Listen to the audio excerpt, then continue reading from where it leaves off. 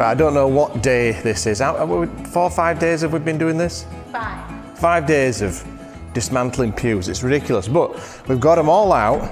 We've got them all out, and we've disassembled all of the pews except for 2 double-length pews and then 2 half-size pews, because we want to use those in the house when it's done. So I'm down to the very last pew. We've disassembled all of them.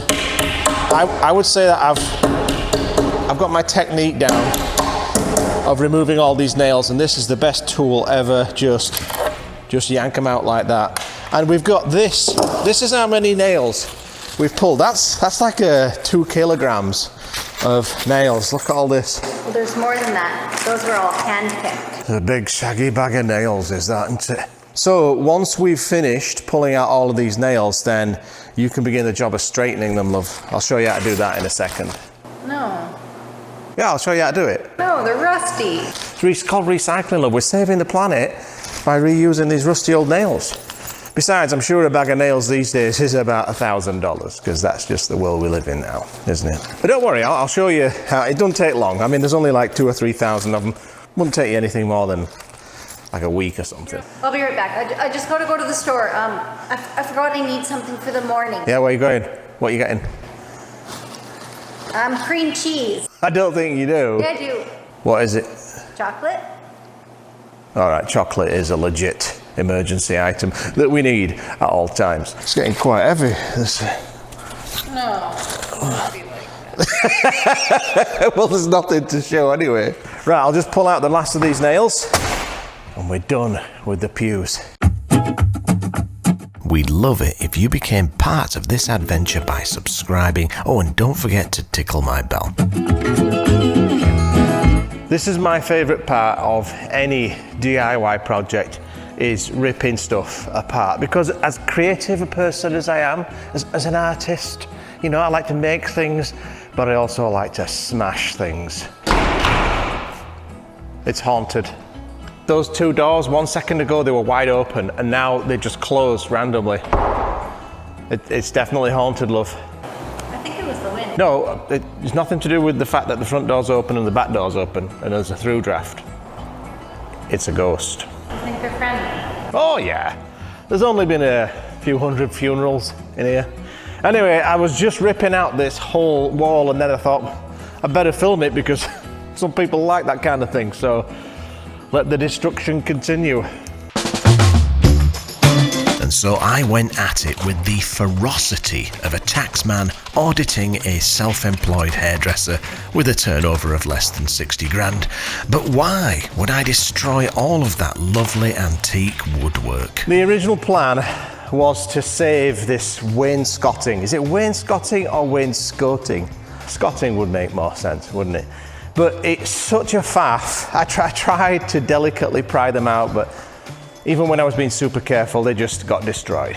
So I'm just ripping it out. Now, I apologize for what you just saw there. That was just a test, just to see if you were paying attention, because as I'm sure many of you will comment, safety first, eh?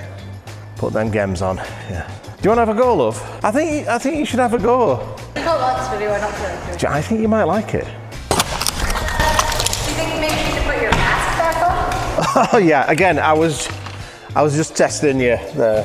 Safety first, because we all just love wearing masks.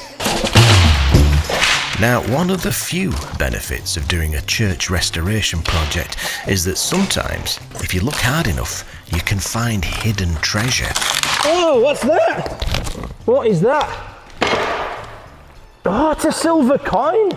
What? That is a silver coin. That is a silver coin right there. Whoa. Oh, man, I wonder how many more of these there are in the walls. Look at that, a silver coin. Looks pretty new. Yeah, well, it's been preserved in the walls for like a century. Maybe I can take over. Are you sure? It's pretty hard work. We'll try. Yeah, you sure about that? It's pretty dusty and nasty.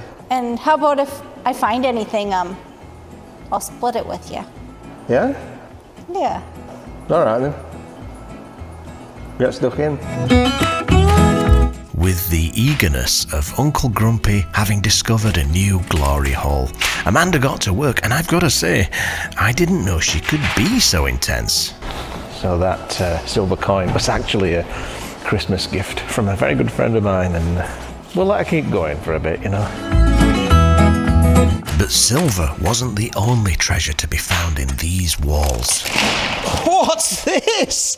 It's a copy of Chasing Awe with Gavin Hardcastle. What a fantastic photography book this is. Oh, that is just magic. Wouldn't it be even more magic if there was a link in the description below? It looks really good in that light. Oh yeah, holy light for a wonderful book. Yeah. There's a link in the description below. Just catch that shimmer on that. I really wish I had smell-o-vision, because even though this wood was ancient, the whole church smelled of fresh-cut cedar. All right, so all of the wainscoting, or is it wainscoting? I don't know, let me know, post a comment and correct me, is off. So now what I'm trying to do is salvage all of the bits of trim, which from the smell of it, it's got to be cedar. It looks like fir, but oh, there's that beautiful fresh cut cedar smell. And I guess this cedar is 100 years old or more. So because I'm a tight skinflint Yorkshireman, you know, even in the best of times, I would be trying to salvage all of these trim timbers. But there seems to be some kind of racket going on in the lumber industry, in that all of a sudden lumber is rare. It's a rare commodity, and now the prices are through the roof. I don't know why. It's as if all the trees disappeared. But anyway, that's where we're at. So that's another reason why I want to save all of this trim. So I'm trying to just pry off very carefully all of these bits of trim on the edges, and then I'll go for these bigger pieces as well. I mean, what do you think that is? That looks like fir, but it smells like cedar. Whether or not it's going to fit whatever we end up with in here, I don't know. It could be a pointless exercise, but I'm just too stingy not to try and salvage it.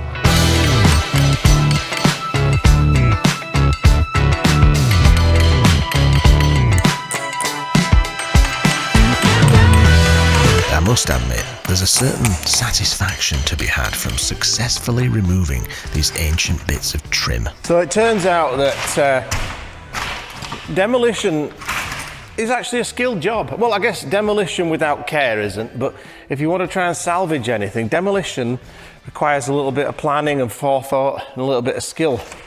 So I've done all of these windows now except for these last two, and I've managed to salvage, I think, every single piece. There's maybe one that might need a repair, but everything else is going to be reusable. Whether we leave it wood or whether we paint it white, I don't know. So I'll just crack on with these, and then we better clean up this mess, I guess.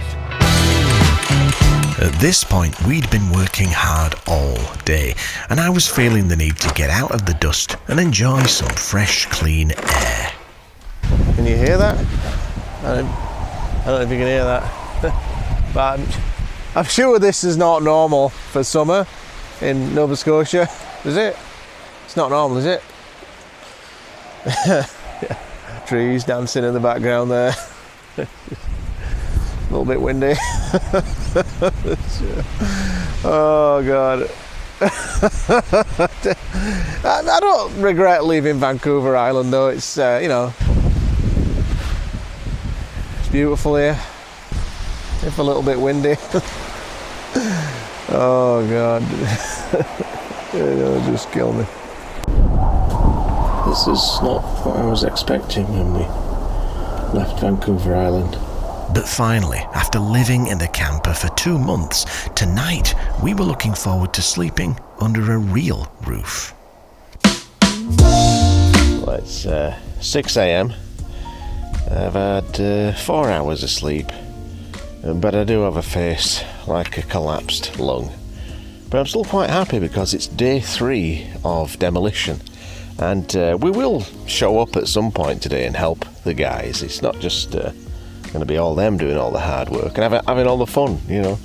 We'll do some work today at some point. This morning is absolutely glorious. For the last 3 days we've had, well, what I would consider hurricane winds, but the locals tell me it's nothing, which really makes me worry about an actual hurricane coming through, because it was horrendous. Anyway, this is just a beautiful, flat, calm morning here on the water. Just silent, apart from a few birds. It's just absolutely idyllic. Absolutely gorgeous. Anyway, so we'll finish up our morning coffees and then we'll head up to the church and begin the mess making. And I finally got the demolition crew in to do some of the dirty work, so let's just have a look, see what's happened.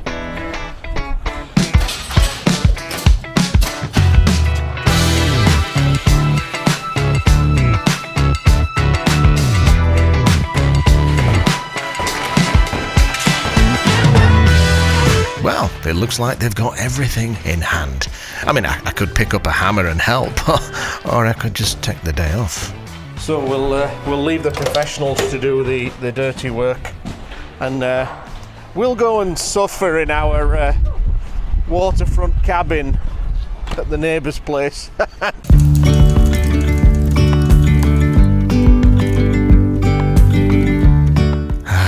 A log fire, the missus, and of course, the cats. Sterling. Finally, our little family got to enjoy a bit of luxury.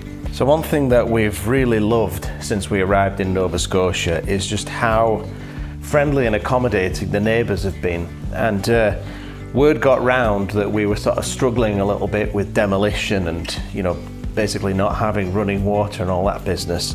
And so we got an invitation from the neighbours to come and stay in this beautiful timber cabin down on the water, and we're living like kings for a little bit here. It's bloody brilliant.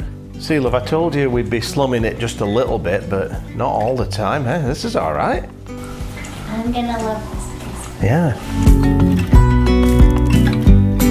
We knew a project like this would come with its struggles, and the truth is, you only get to see the ones that I remember to film. But in spite of being, well, essentially homeless, with the help of friends, neighbours, and even complete strangers, I knew we'd make it through and it'd all be worthwhile. So, stick with us, hit that like button, subscribe to the channel, and share this video with your friends. Thanks for watching, and we'll see you in the next episode.